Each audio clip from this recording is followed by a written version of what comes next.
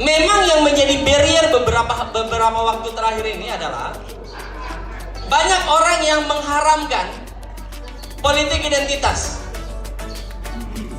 Banyak orang yang bilang isu sektarian tidak boleh dibawa-bawa dalam politik. Kalau bicara itu, saya 100% tidak setuju. Kenapa? Karena jangan memaknai politik identitas dalam makna yang sempit, Bapak Ibu. Politik identitas is a weapon, adalah senjata. Masalahnya, siapa yang menggunakan senjata ini? Karena senjata di tangan polisi dan senjata di tangan penjahat pasti berbeda penggunaannya. Oleh karena itu saya bilang, beragama Bapak Ibu eksklusif, bernegara inklusif. Jadi jangan otak-atik itu, jangan tukar-tukar. Agama itu konservatif, tidak bisa dimoderasi agama. Tidak bisa. Karena ajaran agama manapun menyatakan bahwa yang masuk surga cuma dia. Benar? Orang Kristen bilang cuma orang Kristen masuk surga, dasarnya ada. Orang Islam bilang orang Islam masuk surga, dasarnya ada. Orang Hindu bilang cuma orang Hindu yang masuk surga, dasarnya semua ada. Itu agama, eksklusif dia. Makanya bos besar bilang, yang punya kaisar kasih kaisar, yang punya Tuhan kasih Tuhan. Jangan campur aduk. Nah, pendidikan politik menurut saya itu justru paling penting kita berikan di gereja. Karena apa?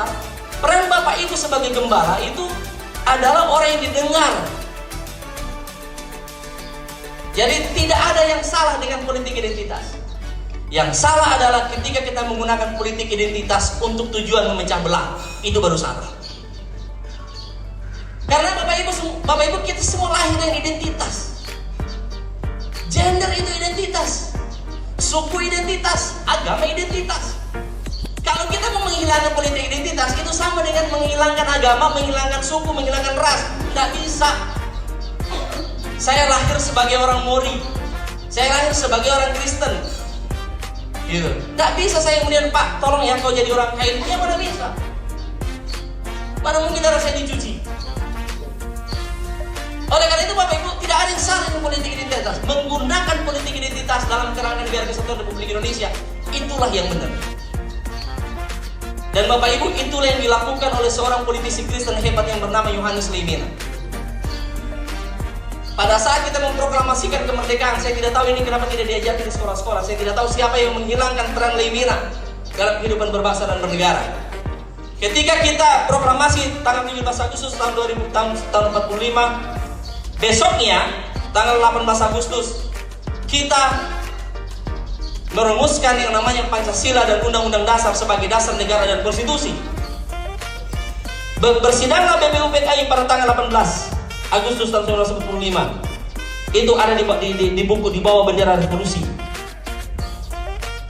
Waktu itu, bunyi sila pertama Pancasila yang asli, yang dikenal dengan Piagam Jakarta. Coba buka. Saya lawyer pasti bicara fakta. Dibuka di Google itu pada bunyi sila pertama dan sila asli Pancasila berbunyi begini: ketuhanan yang Maha Esa dan kewajiban menjalankan syariat Islam untuk pengikut-pengikutnya. Disitulah seorang politisi dengan integritasnya diuji. Jam 2:30 malam Yohanes Leimena berdiri dan dia bilang begini: Bapak Ibu saudara-saudara, kita mendirikan negara kesatuan Republik Indonesia dengan darah yang sama merah dan air mata yang sama banyak. Bila saudara-saudara saya dari Muslim menginginkan satu agama dijadikan sebagai pedoman berbangsa dan bernegara, besok pagi Indonesia Timur merdeka. Yohanes